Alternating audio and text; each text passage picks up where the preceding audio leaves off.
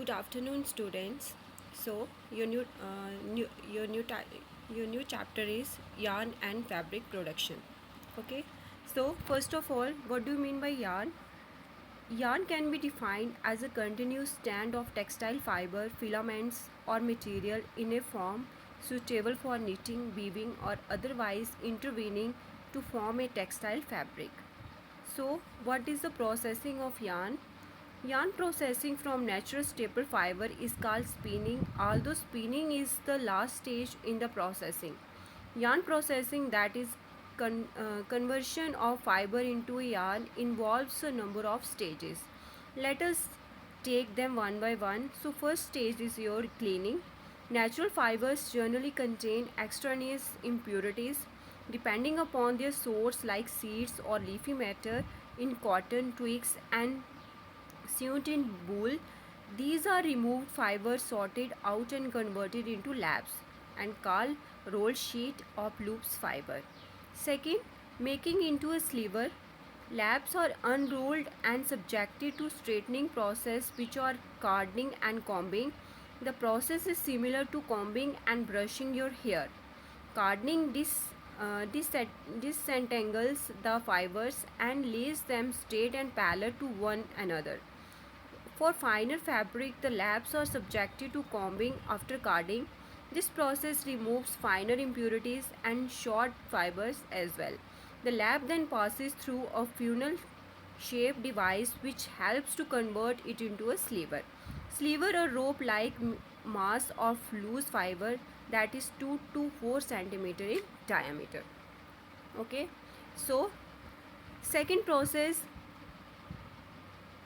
attenuating, drawing out of twisting. Now that the fiber have been converted into a continuous strand, it needs to be made to be the size required.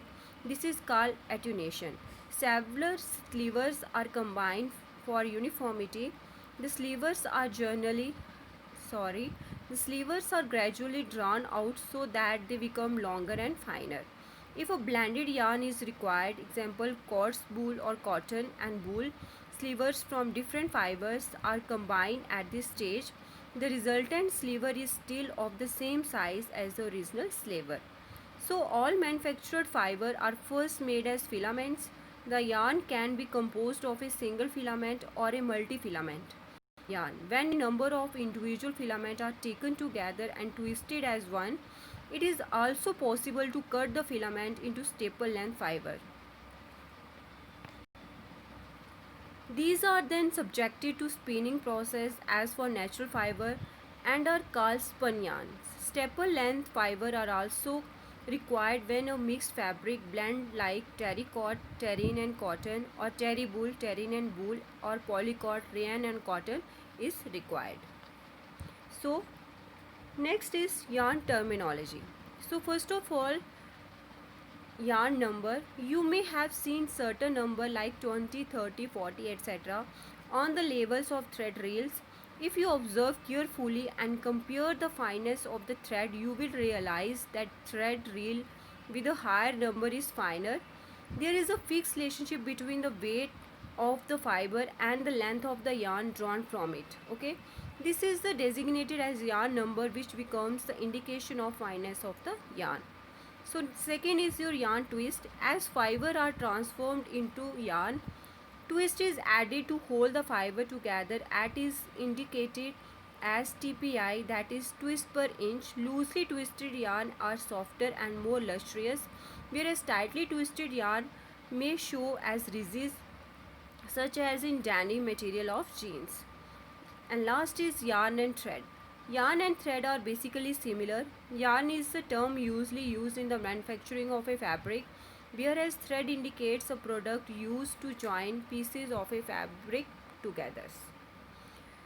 Next is your fabric production. There are many types of fabric available in the market. Variation in different fabric is due to the basic fiber content, that is cotton and wool example, or as you have just learned that the type of yarn. When you look at the fabric, you may be able to distinguish between different structure as well.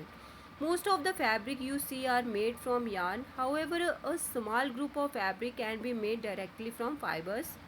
There are two main type of fabric that are made directly from fibers: felt and non-woven or bonded fiber fabrics. These fabrics are formed by laying the fiber after carding and combing in the form of a mat, and then adhesion is caused between them. The mat can be made not only of required thickness but also any shape. As already mentioned, the majority of fabric construction require the intermediate yarn stage. The main method of fabric construction are weaving and knitting, and to a small extent braiding and knotting. And techniques of cloth construction. First of all, weaving. Weaving is the oldest form of textile art, which was originally used for making mats and baskets. A woven fabric consists of two sets of yarn which are interlaced at right angles to each other to form a compact construction. It is done on machine called looms. One set of yarn is fitted on the loom, which determine the length width of the fabric to be woven. These are called wrap yarn. The loom helps to maintain this yarn at a fixed tension at even space. The second yarn, which is filling yarn, is then interlaced to form the fabric. The simplest interlacing is when the filling yarn moves over under one wrap yarn alternately in one row and reverse the process in the second row. By passing the filling yarn over and under different number of wrap yarn in a specific sequence, different design can be created.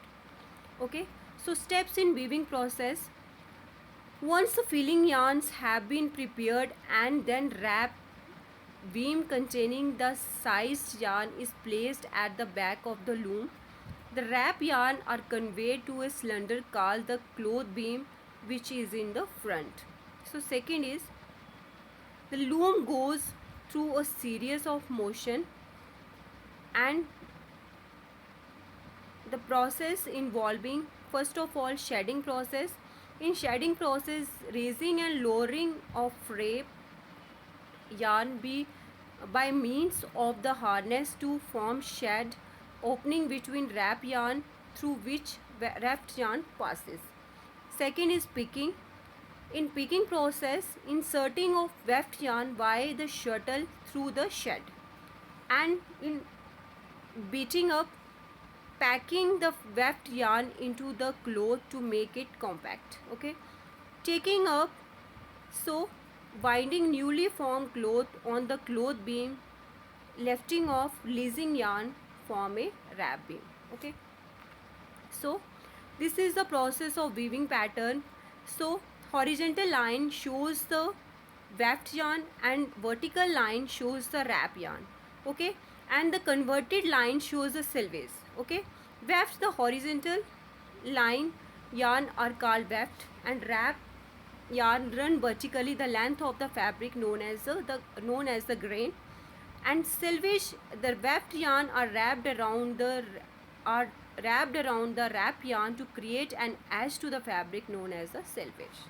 Okay, then next is your types of weaves. There are three types of weaves. First is plain weave, second is twill weave, and last is satin weave.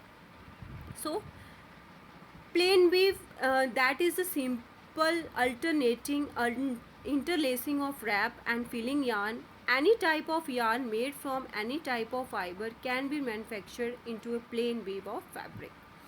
Second is your twill weave. So in twill weave, that has the diagonal effect on the face on the right side of the fabric. In some twill weave fabric, the diagonal effect may also be seen clearly on the back side of the fabric. So last is your the basic weave. In basic, last is your the satin weave. In satin weave, it is characterized by long floats of yarn on the face of the fabric. Satin weave fabric always has the wrap yarn floating over filling yarn. And next is your fancy weave. Some fancy weaves are like pile weave, yakboard weave, lino weave, and doobie weave. First of all, pile weave. Pile weave is made on a loom. Like most type of weave are, it is created by running the fibers over metal rods or wires so that loops are created in the filaments. It creates a pile fabric that is attached to the ground fabric. This is a foundation layer for the pile and binds all the fabric together. Example like your carpet, velvet and Turkish towel. Next is your Jacquard weaves. Jacquard weaves produced on a special loom are characterized by complex woven in design, often with large design, repeat or tapestry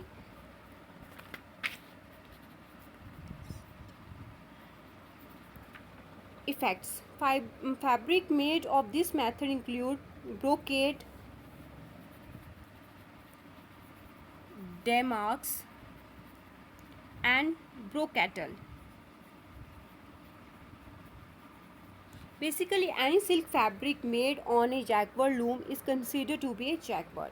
Some of the examples include like your silk organza and silk taffeta.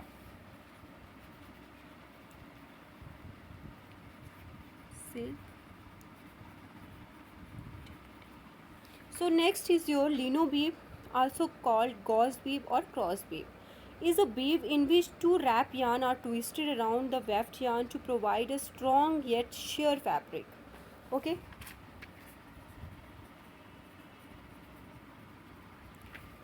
The standard wrap yarn is paired with the skeleton or dupe yarn. These twisted wrap yarn grip tightly to the weft, which causes the durability of the fabric. The lino weave pattern keeps the wrap fiber in position, thus producing a firm fabric with an open mesh. The open pattern has a lacy effect that is often used for the curtain. Okay.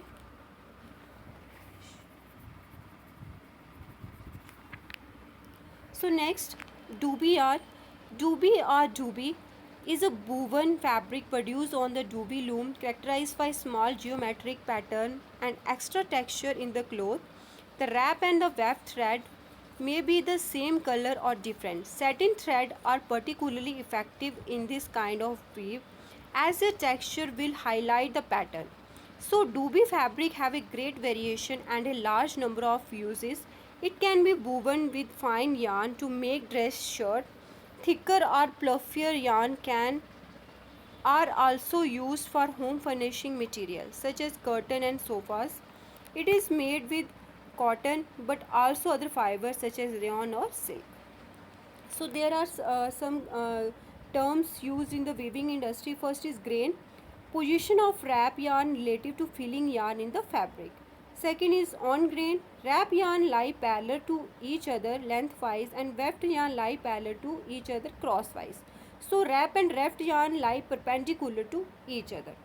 So off grain, lowers fabric quality. The fabric does not drape properly, printed design are not straight. Okay. Squid fabric, filling yarn at an angle other than 900 to wrap yarn. Next is your wood fabric, filling yarn deep in the center of the fabric. And next is your fabric count, thread count, number of wrap or weft yarn per square inch. Denotes closeness or compactness of fabric. Higher the count, better the quality of fabric. High strength, example 80 into 76, 80 wrap yarn into 76 weft yarn is in 1 inch. Fabric weight measures in grams per square meter, that is GSM. Next is your balance, ratio of wrap yarn to filling yarn in a fabric. Next is balanced fabric, will have a ratio of wrap to weft yarn as 1:1. Example fabric count of a balanced fabric, that is 78 into 78 or 64 into 60. This fabric is more durable. So last is your unbalanced fabric, will have a ratio of wrap to weft yarn as 2:1. Example fabric count of a unbalanced fabric 144 into 76 or 100 into 60. It exhibits rib like structure. Weaves are represented on graph paper or point paper. Each square of the paper represents the yarn that appears on the top. So that's all for the today. Thank you.